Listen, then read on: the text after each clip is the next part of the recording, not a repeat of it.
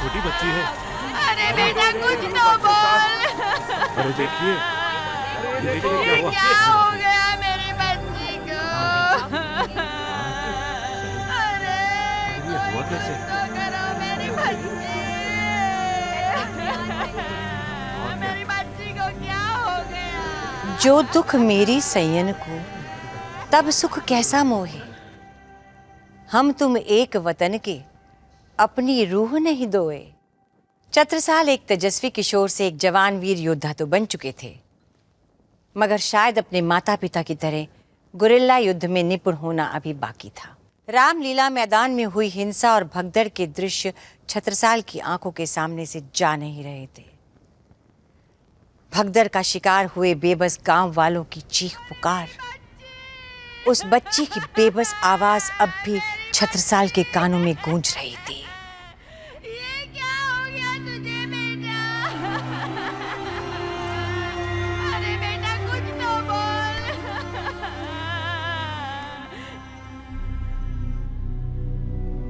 रे मनवा काहे बेचे, नींद नाही जाने ने, कहाँ से लाऊं संयम और तेज, प्राण छता वीर के इनको रहे सहेज, प्राण छता वीर के इनको रहे सहेज।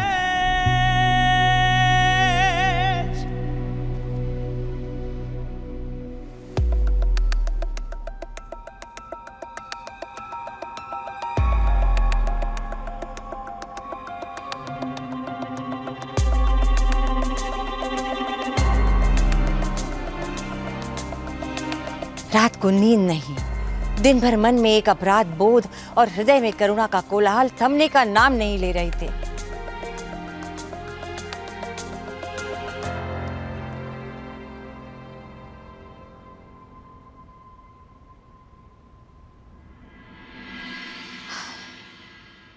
उन्होंने अन्न जल तक का त्याग कर दिया था। छत्रसाल से यह बर्दाश्त नहीं हो रहा था कि उनका जल्दबाजी में उठाया गया कदम एक मासूम की जान ले लेगा। अंगद राय और महाबली उनको इस हाल में देखकर बेहद चिंतित थे। दूसरी तरफ अभी भी गांव वालों पर मृत्यु का संकट टला नहीं था, क्योंकि इस विद्रोही हमले के बाद मुगल सेनापति बहुत गुस्से में था और वो इंतकाम लेने की तैयारी कर रहा था। औरंगजेब के शासनकाल में विद्रोह की सजा मौत थी। कौन था वो जिसने हमारी फौज को ललकारा? इसमें इतनी हिम्मत जो मुगलों के सामने खड़ा हो सके? हुजूर, वही था जो रामलीला में पहले राम बना था, उसी ने पहले वार किया था। तो जाओ पता करो कौन बना था राम, और लाओ उसे हमारे सामने। उस खिलाफत की चिंगारी को शोला बनने से पहले बुझाना होगा। जाओ जाओ।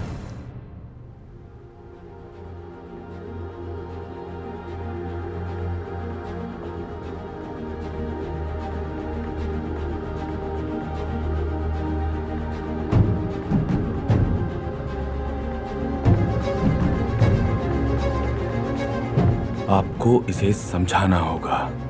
एक गलती से संसार की गति रुक नहीं जाती है। गलतियों का पश्चाताप करने के बजाय उससे सबक लेके आगे बढ़ना होता है। कुछ जख्म ऐसे होते हैं जिन्हें कोई दवा नहीं भर सकती। उन जख्मों का मरहम सिर्फ वक्त होता है,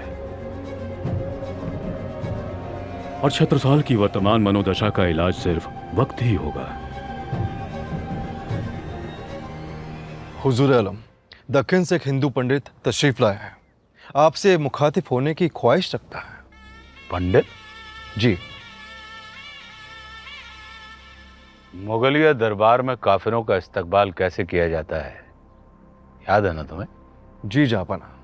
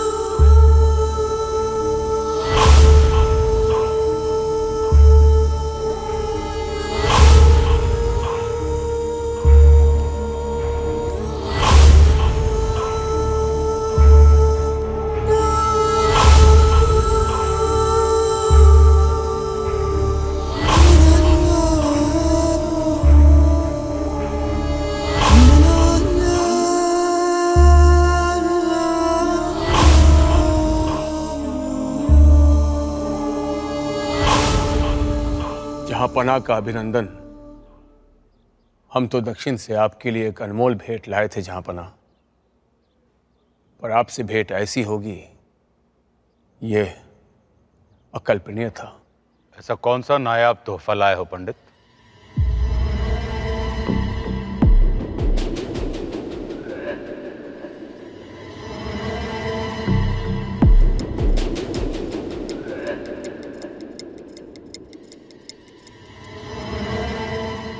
सरे दरबार पत्थर देकर तुम हमारी बेइज्जती कर रहे हो।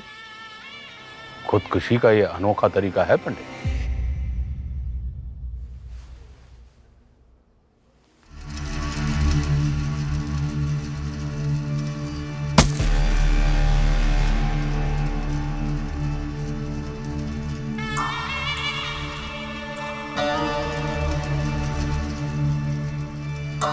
यह तो सिर्फ एक छोटी सी भेंट है जहांपना।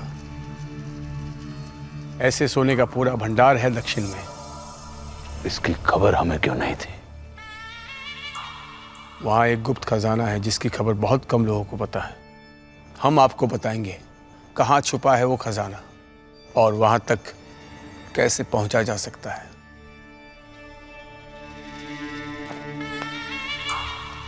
सूरज को दिए का लालच दे रहे हो पंडित? जलकर खाक हो जाओगे। खाकसार तो पहले से ही हुजूर का गुलाम है। दगाबाजी का अंजाम जानते हो? आपकी शमशीर और हमारा सर जहांपना। औरंगजेब गहरी सोच में था। उन दिनों दक्षिण भारत में वैसे भी राजनीतिक अस्थिरता का वातावरण था। आए दिन गड़बड़ी की कोई ना कोई खबर आ ही जाती थी। नायाब खजाने को पाकर उसकी आंखें चमक उठी थी। औरंगजेब ने सोचा क्यों ना एक तीर से दो शिकार किए जाए। वहां की शासन व्यवस्था को नियंत्रित तो करना ही था। लगे हाथ अगर सोने की खान मिल गई तो सोने पे सुहागा। उसने अपनी सेना को दक्षिण की तरफ कूच करने का आदेश दिया।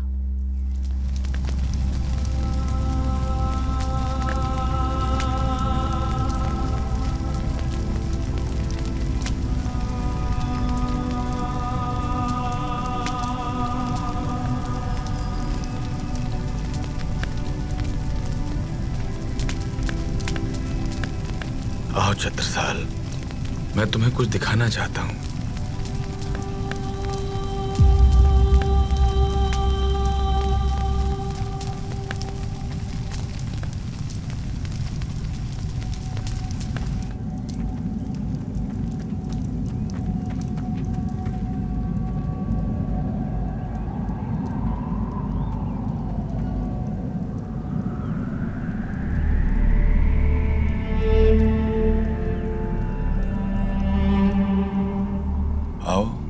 छत्रसाल, आप हमें यहां क्यों लाए हैं भैया? हम किस मुंह से इनके पास जाएंगे भैया? हमसे ये नहीं होगा भैया। छत्रसाल, छत्रसाल, तुम्हें अपनी गलती का एहसास है। इससे बड़ा प्रायश्चित कुछ और नहीं है। चिंता मत करो। तुम शुतुरमुर्ग के बारे में जानते हो? उसके ऊपर जब भी हमला होता है ना, तो वो डर के मारे अपना सर रेत के अंदर धंसा लेता है। इस वजह से उसे कुछ दिखाई नहीं देता। उसे भ्रम होता है कि उसके ऊपर होने वाला खतरा टल गया, खत्म हो गया। लेकिन उसकी ऐसी करने की वजह से कोई भी शिकारी उसे बड़ी आसानी से अपना शिकार बना लेता है। इसलिए आंखें मूंद लेने से डर खत्म नहीं होता, तुम खत्म होते हो। डर के सामने पीठ दिखाने के बजाय डटकर उसका सामना करना होगा। और छत्रसाल, मैं जानता हूं कि तुम ऐसा करने में सक्षम हो।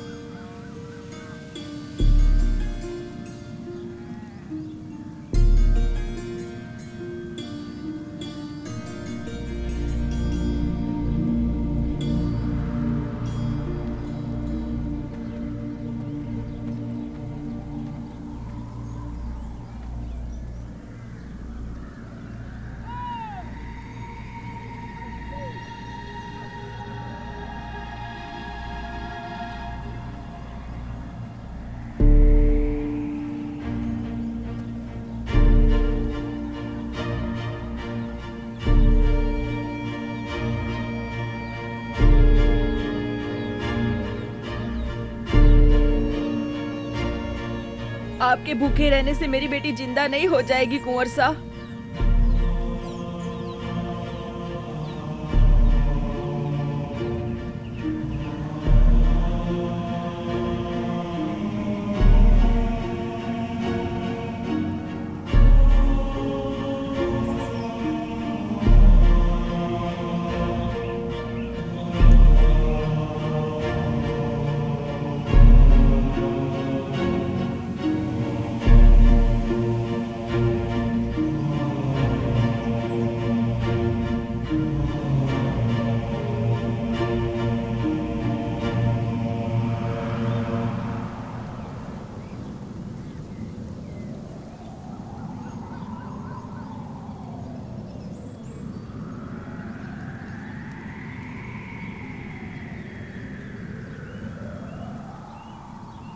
जे क्या कर रही हो काकी? हाँ? इसको खाना खिला रही हो? इसको भूल गई जे के कारण आपके बिटिया की मौत हुई है? भूल गई आप? हाँ काकी, करण सही कह रहे हो है। इसे तो गांव से बाहर कर देना चाहिए। और नहीं तो क्या, ना ये उन मुगलों पर हमला करता और ना वो मुगल हमारे गांव की ये दुर्दशा करते। इस गांव की तबाही का कारण है ये। हम इसे यहाँ नहीं रहने देंगे। नहीं रहने देंगे। हम इसे यहाँ नहीं रहने देंगे। जे अगर यहाँ रहा तो हम सबकी जिंदगी संकट में पड़ जाएगी और अब की बार मुगल हमारे गांव को जलाकर राख कर देंगे। अब कौन सी कसर रह गई है? पहले हमारी जमीन में घुसा है ये और अब हमारे घरों में झांकते हैं ये। हमारी बहू बेटियों की इज्जत भी अब सुरक्षित नहीं रही। जिल्लत की जिंदगी से तो इज्जत की मौत प्यारी है। हर साल ये मुगल आकर हमारे तीज त्योहार खराब कर जाते हैं और हम दुबक के घर में रह जाते हैं। आज पहली बार किसी ने आवाज उठाई है और आप उनको ही दबाने में लगे हो। कब तक हम मर मर के जीते रहेंगे? ऐसी खौफ भरी जिंदगी देंगे हम अपने बच्चों को विरासत में?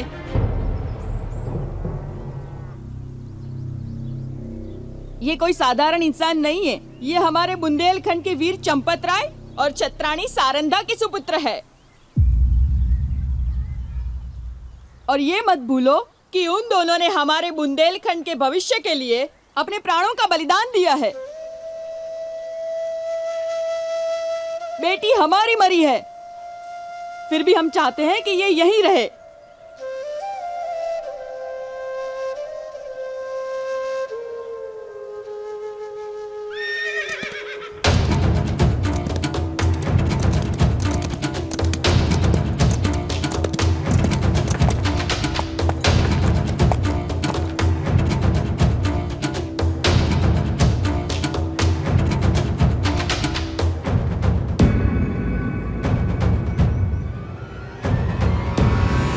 गांव वालों, एक सवाल पूछा जाएगा।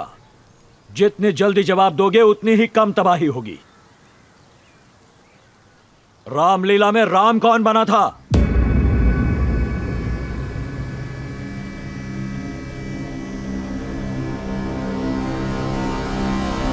मैंने पूछा, रामलीला में राम कौन बना था? हम जानते हैं, उसी ने हमारे सिपाहियों को मारा था। या तो वो हमारे सामने आ जाए या तुम सब उसे हमारे हवाले कर दो।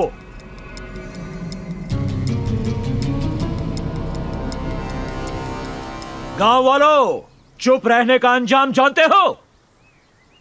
एक जान के पीछे 100 और जाने जाएंगी। बोलो, कौन बना था राम?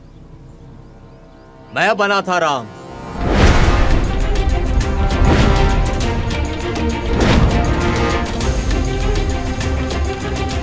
अच्छा बेटा राम, अभी तुम्हारी लीला खत्म कर देते हैं। मैं बना था राम। मैं बना था राम। मैं बनी थी राम। मैं बना था राम।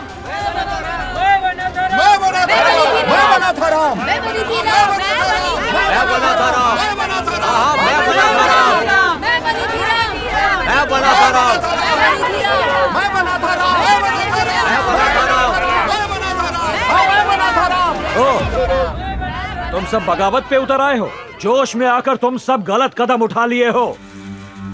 जब ये सिपह सैलार को पता चलेगा, वो खुद आएंगे तुम्हारे जोश को ठंडा करने के लिए। फिर एक एक की चमड़ी उधेड़ दी जाएगी। तब मुंह खोलना सब। चलो।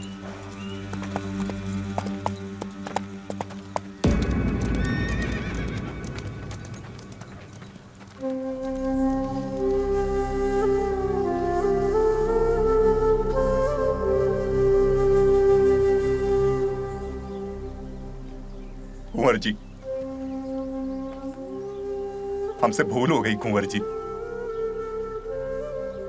हम अपने रक्षक को ही अपना भक्षक समझ बैठे थे। हमारी भूल के लिए हमको क्षमा कर दीजिए।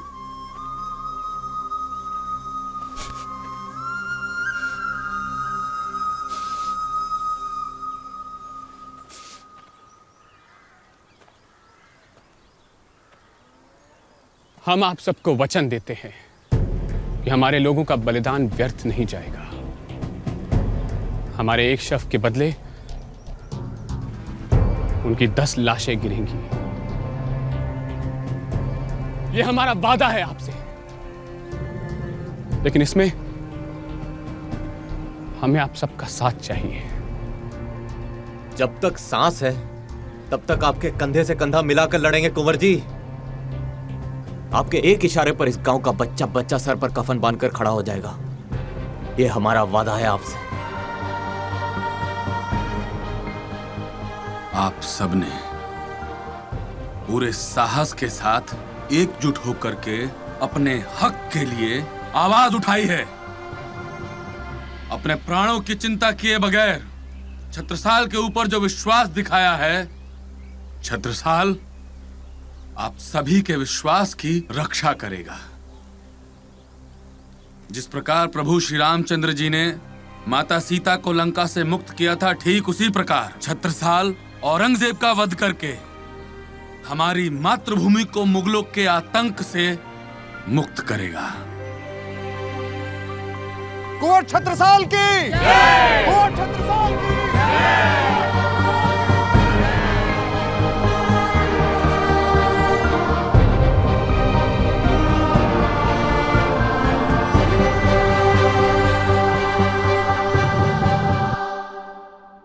यही वो मंदिर है जहां पनाह,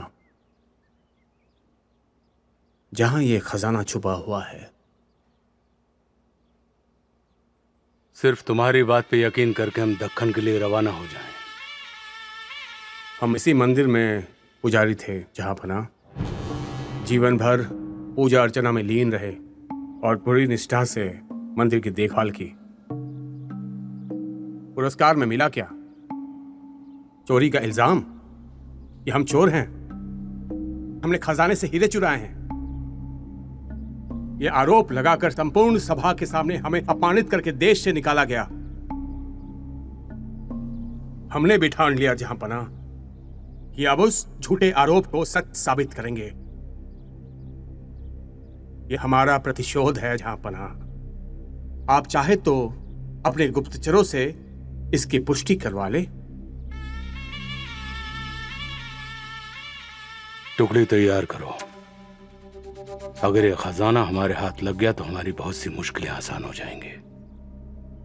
लेकिन अगर ये बात कोरी कप निकली तो तुम्हें अच्छी तरह पता है कि आलमगीर औरंगजेब काफिरों का क्या हश्र करता है। गुस्ताखी माफ जहां पनाह, मगर जिन्हें आप काफिर कहते हैं जहां पनाह, उन पंडितों की जुबान की कसमें पूरा हिंदुस्तान खाता है। एक बात और हुजूर, इन खजानों तक पहुंचना इतना आसान नहीं है। रास्ते में बहुत कांटे हैं। चाहे हिंद के रास्ते में आने वाले कांटे भी डरकर अपना रास्ता बदल लेते हैं पंडित। ऐसा कौन सा कांटा पैदा हो गया इन मंदिरों तक पहुंचने के लिए यहाँ मराठा साम्राज्य से गुजरना होगा, जहाँ छत्रपति शिवाजी का शासन है। और शिवाजी कभी मुगलों को अपने इलाके से आगे बढ़ने नहीं देगा। और अगर दक्षिण पर फतह करनी है तो शिवाजी नाम के इस नुकीले कांटे को यहाँ से उखाड़ फेंकना होगा, और उसके लिए जंग की पूरी तैयारी के साथ आगे बढ़ना होगा। नहीं, हम शिवाजी की तरफ पहला हाथ जंग का नहीं, दोस्ती का बढ़ाएंगे।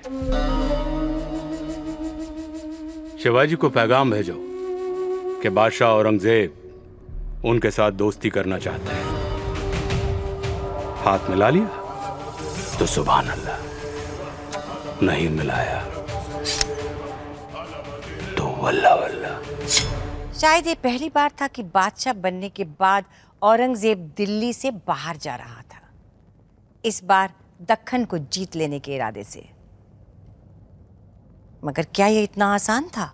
मराठा साम्राज्य के संस्थापक वीर शिवाजी महाराज उसका रास्ता रोके हुए थे। मराठा साम्राज्य नाम की जिस खाई को आज तक कोई भी मुगल बादशाह पार नहीं कर पाया था, उसे आलमगीर औरंगजेब पार करना चाहता था। पर क्या एक ही दांव से अपनी सारी मुश्किलें हल कर पाएगा अति महत्वाकांक्षी औरंगजेब, या उसके कदम आने वाले किसी और संकट की ओर बढ़ रहे थे? ये तो आने वाला कल ही बताएगा।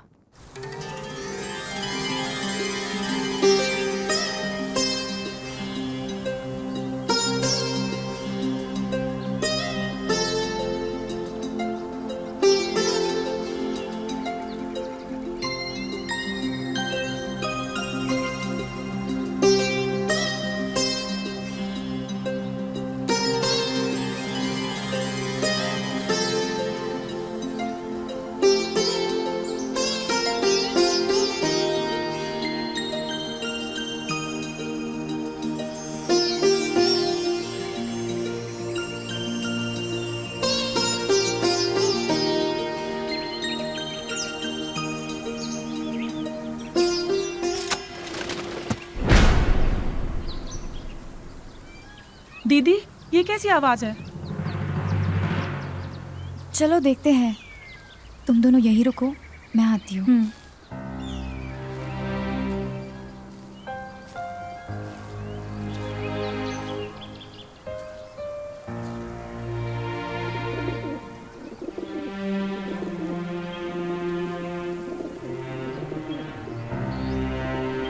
संध्या, जल्दी से जड़ी बूटी लेके आओ। उसके रस से इस घायल पंछी का उपचार हो सकता है। तब तक हम इस तीर को निकालने की कोशिश करते हैं। बस बस हो गया।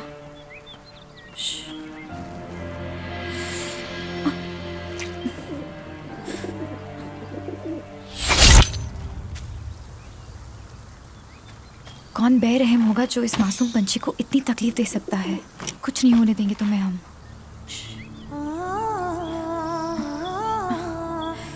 आराम से। हाँ, कोशिश करो, उड़ने की कोशिश करो। हाँ, पंख फैलाओ, कोशिश करो।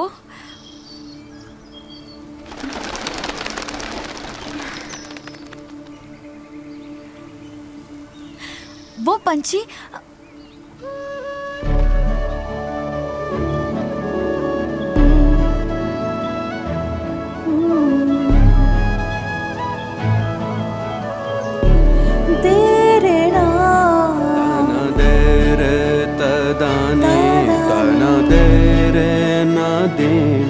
तना तेरे तदानी तेरे नाम तना दिन दिन तना ना तना दिन दिन तदानी तना दिन दिन तना ना तना दिन दिन तदानी ना तेरे ना तना दिन तना ना।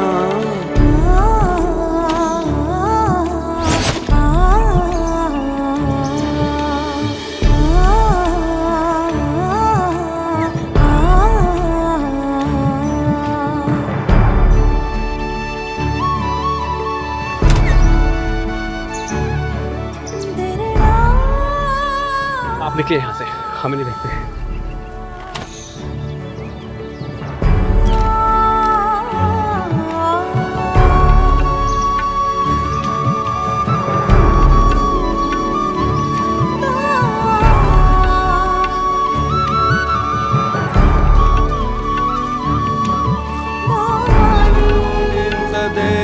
दानी तनो दिन तनाना तनो दिन तदेरे दानी तनो दिन तनाना।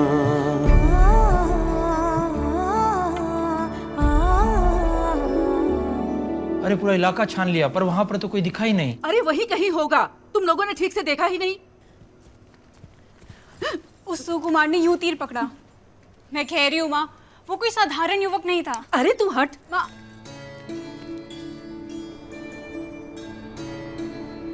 देवकुंवरी, तुम ठीक हो ना बेटा?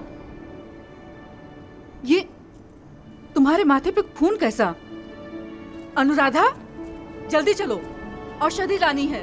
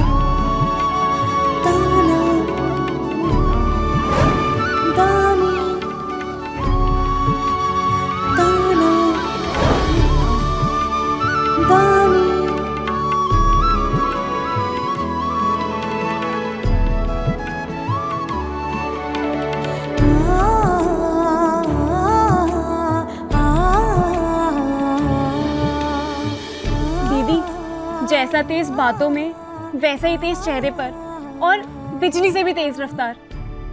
मैंने तो ऐसा रूपवार वीर आज तक कभी नहीं देखा, है ना दीदी?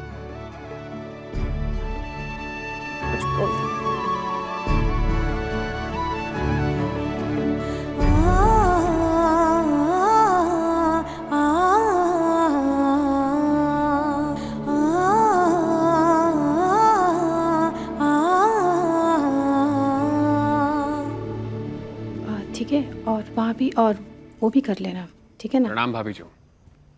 अरे छता, इतनी रात गए कहाँ से? भाभी जी वो गांव की तरफ गया था। और ये घाव कैसा है? यहाँ आओ। भाभी जी घाव तो वीरों का आभूषण है भाभी जी। आप जाइए, जाके औषधि ले आइए। आप यूं ही चिंतित हो रही हैं।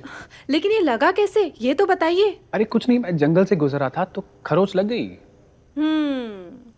अच्छा, लगता है किसी शेरनी से पाला पड़ा था। तना दे रे तदानी तना दे रे नादीम तना दे रे तदानी दे रे ना रे ना तना दे रे। अब बताओगे भी कि हुआ क्या है, या फिर आप जाइए। भाभी जी कुछ नहीं, मैं तो गांव से गुजरा था, देखा कुछ शिकारी शिकार कर रहे थे, बस उस पक्षी के पीछे पीछे मैं वन से गुजरा और देखता हूँ वहां पे एक लड़की अपनी कुछ नहीं, वो लड़की वहां थी अपनी सहेलियों के साथ, शिकारी भी वहां गए, तो बस उसको बचाने के लिए मैं। भाभी ऐसा कीजिए ना, ये आप ही रख लीजिए, मैं इसका क्या करूंगा? जिसकी अमानत है उसी को लौटा दीजिए।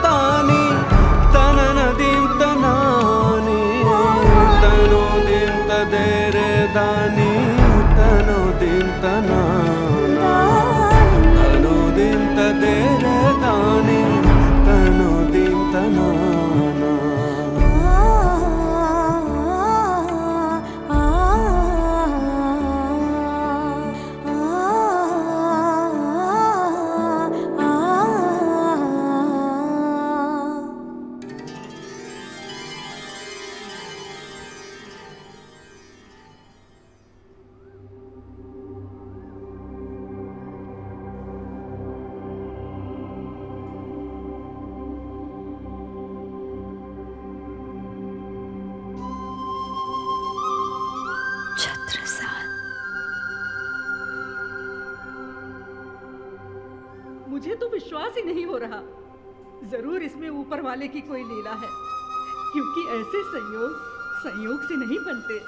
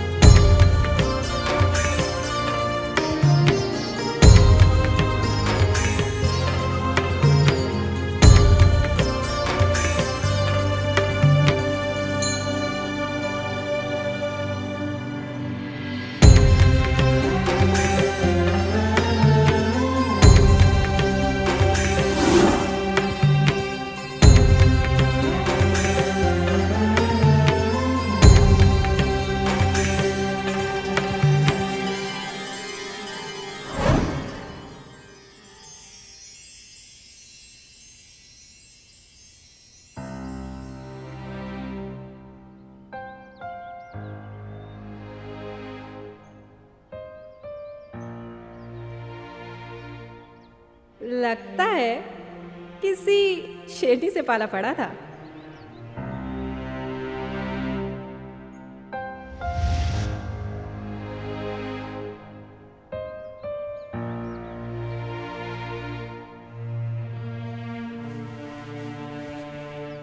आपने बात की? आज हो। अच्छा। छत्ता, इनसे मिलो। ये उनकी माताजू हैं जिनसे कल वन में तुम्हारी मुलाकात हुई थी।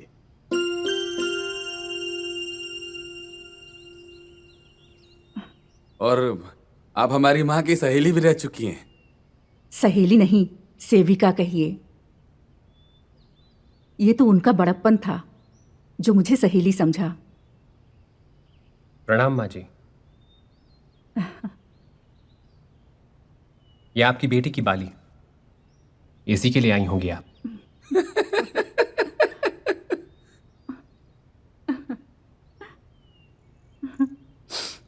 बैठो छत्ता, बैठो। अरे बैठो। खुशखबरी है तुम्हारे लिए।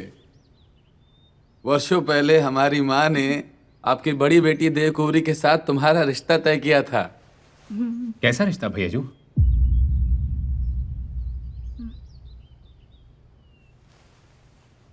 तुम्हारा रिश्ता। इसी सिलसिले में तो हमारी बात चल रही थी। इसमें चौंकने वाली कौन सी बात है? शादी के लायक हो गए हो और अब तो इसको हमारी माताजी का आशीर्वाद भी प्राप्त है। इसमें कोई दुविधा नहीं है। अभी हम कैसे विवाह कर सकते हैं भैयाजू? आप तो हमारे जीवन का लक्ष्य जानते हैं। हमें अपने माता पिता का बदला लेना है। बुंदेलखंड को मुगलों के आतंक से मुक्त कराना है। अभी कितना कुछ बाकी है भैयाजू। हम आप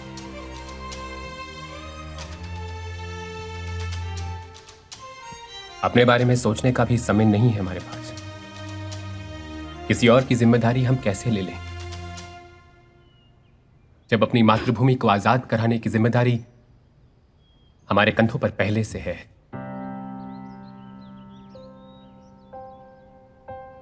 क्षमा चाहता हूं माताजी, इसे हमारा दुर्भाग्य ही समझिए, किंतु हम आपकी बेटी से शादी नहीं कर सकते। हमें माफ कर दीजिए भैयाजू।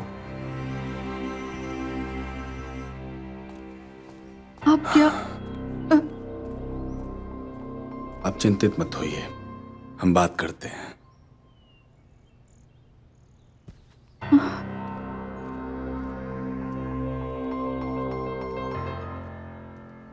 आप हमारी बात समझ नहीं रहे भैयाजू। इस समय हम गृहस्थ जीवन के बंधन में नहीं बनना चाहते। अभी तो सफर शुरू हुआ है, मंजिल अभी दूर है भैयाजू। छत्ता,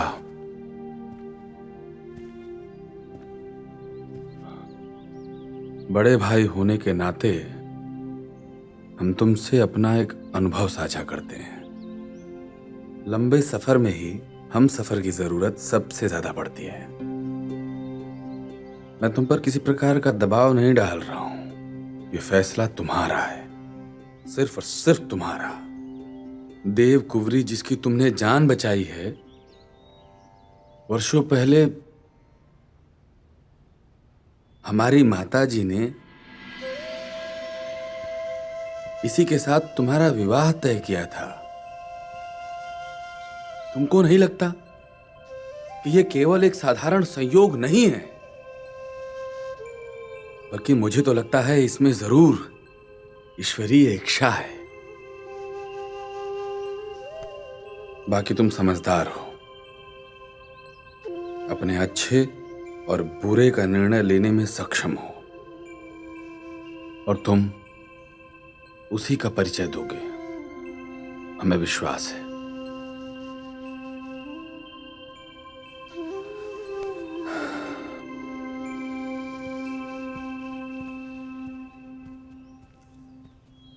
छत्रसाल और देव कुंवरी पहली मुलाकात में ही एक दूसरे पर अपना दिल हार बैठे थे, लेकिन छत्रसाल के मन में अभी प्रेम के लिए कोई जगह ही कहाँ थी। वो तो सिर्फ और सिर्फ मुगलों से इंतकाम लेना चाहते थे, और अपनी इस प्रतिज्ञा को पूरा किए बिना वो विवाह के गठबंधन में बंधना नहीं चाहते थे। और कहीं ना कहीं उन्हें देव कुंवरी एक और जिम्मेदारी की भांति लग रही थी, जिसे उठाने को अभी वो तैयार नहीं थे। मगर छत्रसाल को अपनी माँ की अंतिम इच्छा और बड़े भाई की सलाह का मान भी रखना था। बहुत नानुकुर के बाद आखिर युवा छत्रसाल ने विवाह के लिए हामी भर दी। छत्रसाल और देव कुंवरी के विवाह की तैयारी सहज साधारण तरीके से पूरे गांव ने करना शुरू कर दिया। गांव के मंदिर को सजा धजा के तैयार कर दिया गया, जिसमें सिर्फ गांव के लोग ही शरीक हुए। सारा माहौल दिव्यता से भरा हुआ मालूम पड़ रहा था। बिल्कुल राम और सीता सी लग रही थी दोनों की जोड़ी। बुंदेलखंड में बहुत समय के बाद एक खुशी का मौका आया था। सबकी आंखों में बस छत्रसाल और बुंदेलखंड के सुखद भविष्य का सपना था, मगर देव कुंवरी की आंखों में छत्रसाल के लिए अप्रतिम प्रेम दिखाई देता था। उसने जैसे अपने मन मंदिर में बस एक ही मूर्त बिठा के रखी थी, और वो मूर्त थी छत्रसाल की। दोनों ही विवाह की उस वेदी का मान बढ़ा रहे थे। इतिहास में जितनी भी सुंदर जोड़ियों का जिक्र होता है, उसमें से ये जोड़ी एक थी। ए नैन देख मासूक के, आशिक के सब अंग, सुख शीतल यूं चुभत, सब अंग बढ़त रस रंग।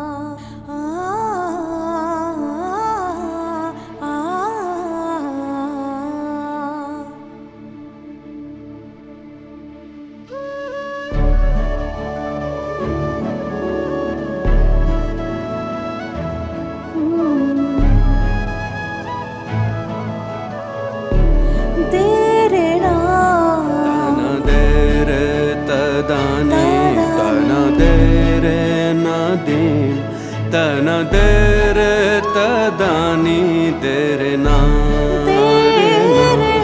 तना दीम दीम तना ना तना दीम दीम तदानी तना दीम दीम तना ना तना दीम दीम तदानी ना दे रे ना दे रे ना तना दीम तना ना